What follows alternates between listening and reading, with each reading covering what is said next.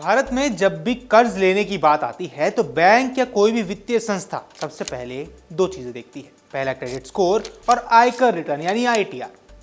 अच्छा credit score बताता है कि आपने पहले जो भी लोन लिए हैं उन्हें समय पर चुकाया है। वही आयकर रिटर्न आपको स्थायी आय और टैक्स भुगतान की गवाही देता है।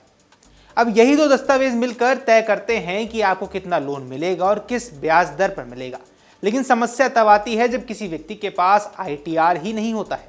तो सोचिए, एक नया नौकरी पेशा लड़का जिसने अभी कमाना शुरू किया है, या एक गृहिणी जो घर संभालते हुए भी कभी टैक्स फाइलिंग की प्रक्रिया में ही नहीं गई, कोई फ्रीलांसर जिसकी आमदनी अनियमित है, या फिर कोई एनआरआई जो लंबे समय बाद देश लौटा है। यहां तक कि बहुत से लोग आज भी नगद में वेतन पाते हैं और उनके पास आय का कोई औपचारिक रिकॉर्ड ही नहीं होता। ऐसे लोगों के सामने सबसे बड़ा सवाल यही खड़ा होता है कि क्या बिना आईटीआर के लोन मिल सकता है। तो इसका उत्तर है हाँ। थोड़ी जानकारी, कुछ वैकल्पिक दस्तावेज और सही रणनीति के साथ बिना आईटीआर के भी लोन लिया जा सकता है। तो आइए विस्तार से समझते हैं कि ऐसे कौन से रास्ते हैं जिनके जरिए आप बिना आईटीआर दिखाए भी अपनी वित्तीय जरूरतों को पूरा कर सकते हैं। सबसे पहला है वैकल्पिक आय प्रमाण का इस्तेमाल। अब अगर आपके पास आयकर रिटर्न नहीं है तो इसका मतलब ये नहीं कि आपके पास कोई आय प्रमाण ही नहीं है। बैंक या वित्तीय संस्थाएं कई बार अन्य दस्तावेजों को भी मान लेती हैं, जैसे कि सैलरी स्लिप्स। नौकरी पेशा लोग अपने मासिक वेतन की स्लिप दिखाकर आय का सबूत दे सकते हैं। बैंक स्टेटमेंट्स आपके खाते में हर महीने आने वाले वेतन या व्यापारिक लेन देन भी आपकी आय का एक स्पष्ट प्रमाण है। किराए की रसीदें या यूटिलिटी बिल्स, यदि आपके पास संपत्ति है और आप उसे किराए पर देते हैं तो तब भी वह आपकी नियमित आय का हिस्सा मानी जा सकती हैं। व्यवसायों के लिए जीएसटी रजिस्ट्रेशन, कारोबारियों का टर्नओवर रिकॉर्ड, जारी किए गए चालान और बिल, और ये सब आपके बिजनेस की स्थिति को दिखाते हैं। इन दस्तावेजों के आधार पर बैंक आपकी आय और पुनर्भुगतान क्षमता का आकलन कर सकता है। दूसरा है पर्सनल लोन, जो कि एक आसान विकल्प है। पर्सनल लोन आजकल सबसे ज्यादा लोकप्रिय वित्तीय उत्पाद है क्योंकि इसमें कोलेटरल यानी गिरवी रखने की जरूरत नहीं होती। बैंक केवल आपकी क्रेडिट हिस्ट्री और आय की स्थिति देखकर फैसला करते हैं। अब अगर आपका क्रेडिट स्कोर अच्छा है और आपके पास स्थिर आय का सबूत है, जैसे कोई सैलरी स्लिप या बैंक स्टेटमेंट्स हैं, तो आप बिना आईटीआर के भी पर्सनल लोन ले सकते हैं। कई बैंक तो अपने पुराने ग्राहकों को प्री अप्रूव्ड पर्सनल लोन्स का ऑफर भी देते हैं, जिसमें औपचारिकताओं की जरूरत बहुत कम होती है। तीसरा है सह आवेदक को जोड़ना। अब मान लीजिए आपके पास आयकर रिटर्न नहीं है, लेकिन आपके परिवार के किसी सदस्य के पास है। ऐसे में आप उन्हें को एप्लीकेंट यानी सह आवेदक बनाकर लोन के लिए अप्लाई कर सकते हैं। बैंक दोनों की आय को जोड़कर देखेगा और इससे लोन स्वीकृत होने की संभावना काफी ज्यादा बढ़ जाती है। उदाहरण के लिए, अगर आप एक फ्रीलांसर हैं और आपके पास आय का कोई औपचारिक टैक्स रिटर्न नहीं है, तो वह आप अपने भाई बहन या जीवन साथी को सह आवेदक बना सकते हैं और ये बैंक को आपके पुनर्भुगतान क्षमता के बारे में विश्वास दिलाता है। चौथा है विशेष योजनाओं का लाभ उठाना। भारत में अनौपचारिक सेक्टरों के कामगारों की संख्या बहुत बड़ी है। दिहाड़ी मजदूर, छोटे व्यवसायी, ठेले वाले, घरेलू कामगार आदि।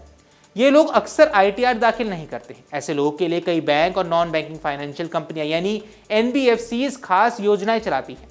अब उदाहरण के लिए कुछ एनबीएफसी कम दस्तावेजों पर लोन उपलब्ध कराती है, जिनमें केवल आधार कार्ड, वोटर आईडी और बैंक स्टेटमेंट ही पर्याप्त होते हैं। इसलिए अगर आप इस श्रेणी में आते हैं तो सीधे बैंक या एनबीएफसी से संपर्क करें और उनके विशेष उत्पादों के बारे में जानकारी लें। पांचवा है गोल्ड लोन, जो कि सबसे सुरक्षित विकल्प है। अब भारत में सोने को केवल आभूषण ही नहीं बल्कि इमरजेंसी फंड भी माना जाता है। अगर आपके पास सोना है तो आप आसानी से गोल्ड लोन ले सकते हैं। गोल्ड लोन में बैंक आपके सोने की शुद्धता और मौजूदा बाजार मूल्य का आकलन करके उसी के अनुपात में कर्ज देती है। इसमें आईटीआर दिखाने की भी आवश्यकता नहीं होती है। केवल केवाईसी दस्तावेज जैसे आधार कार्ड, पैन कार्ड और एड्रेस प्रूफ ही पर्याप्त होते हैं। खासकर छोटी रकम के लिए गोल्ड लोन सबसे आसान रास्ता है। ब्याज दर भी अपेक्षाकृत कम होते हैं और प्रक्रिया काफी ज्यादा तेज होती है। छठा है बैंक से रिश्ते का फायदा उठाएं। अगर आप किसी बैंक पे लंबे समय से ग्राहक हैं और आपके खाते में नियमित लेन देन होते हैं तो यह आपके लिए एक प्लस पॉइंट है। ऐसे मामलों में आप अपने रिलेशनशिप मैनेजर से सीधे बात कर सकते हैं। बैंक पुराने ग्राहकों पर भरोसा करती है और कई बार आईटीआर की कमी को नजरअंदाज भी कर देती है, खासकर तब जब आपका क्रेडिट स्कोर अच्छा हो और खाते में हर महीने आय और व्यय का साफ रिकॉर्ड नजर आ रहा हो। सातवां है P2P लैंडिंग प्लेटफॉर्म, जो कि अब एक नया विकल्प उभर रहा है। आजकल डिजिटल युग में पीयर टू पीयर यानी P2P लैंडिंग प्लेटफॉर्म्स तेजी से लोकप्रिय हो रहे हैं। ये प्लेटफॉर्म सीधे उधार लेने वालों को निवेशकों से जोड़ते हैं। P2P प्लेटफॉर्म्स पारंपरिक बैंकों की तुलना में कम दस्तावेज मांगते हैं और यहाँ फोकस ज्यादा आपके पुनर्भुगतान क्षमता पर होता है, न कि केवल आईटीआर पर। लेकिन इस विकल्प का इस्तेमाल करने से पहले सावधानी बरतनी बेहद जरूरी है। अब ये सुनिश्चित कर लें कि प्लेटफॉर्म आरबीआई से पंजीकृत हो, ब्याज दर और शर्तों को ध्यान से पढ़ें और जोखिम का आकलन जरूर करें, क्योंकि ये मॉडल अभी नया है और पारंपरिक बैंकों जितना सुरक्षित नहीं है। तो अब सवाल उठता है कि किसे क्या चुनना चाहिए। अब सवाल ये भी है कि इतने सारे विकल्पों में से सही चुनाव आखिर कैसे करें। इसका उत्तर आपकी प्रोफाइल और जरूरत पर निर्भर करता है। नौकरी पेशा लोग जो कि बिना ATR के सैलरी स्लिप, बैंक स्टेटमेंट दिखाकर पर्सनल लोन ले सकते हैं। गृहिणी या कैश में सैलरी पाने वाले लोग सह आवेदक जोड़कर लोन लेने के लिए आवेदन करें। छोटे व्यवसायी या स्वरोजगार वाले GST रिकॉर्ड, चालान और टर्नओवर दिखाकर लोन पा सकते हैं। और जिनके पास सोना है, तुरंत गोल्ड लोन सबसे आसान है और सुरक्षित विकल्प है। और नई पीढ़ी या टेक सेवी लोग P2P लैंडिंग प्लेटफॉर्म्स को ट्राई कर सकते हैं।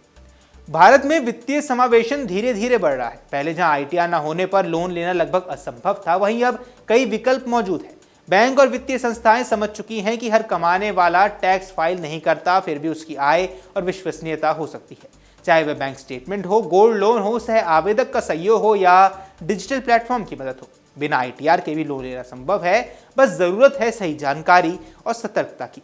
अगर आप भी बिना ITR के लोन लेने की सोच रहे हैं तो सबसे पहले अपनी क्रेडिट हिस्ट्री को मजबूत करें, खाते में नियमित लेन देन रखें और उपलब्ध दस्तावेज को तैयार रखें। सही कदम उठाने पर आपका लोन सफर उतना मुश्किल नहीं होगा जितना ही पहली नजर में लगता है। अब इस पर आपकी जो कुछ भी राय है और जो कुछ भी सवाल है, आप हमें कमेंट बॉक्स पर जरूर पूछें। फिलहाल इस वीडियो में इतना ही। नमस्कार। अगर आप ये वीडियो YouTube पर देख रहे हैं तो हमारे चैनल को सब्सक्राइब कर बेल आइकन दबाएं और Facebook पर देख रहे हैं तो हमारे पेज को लाइक करें।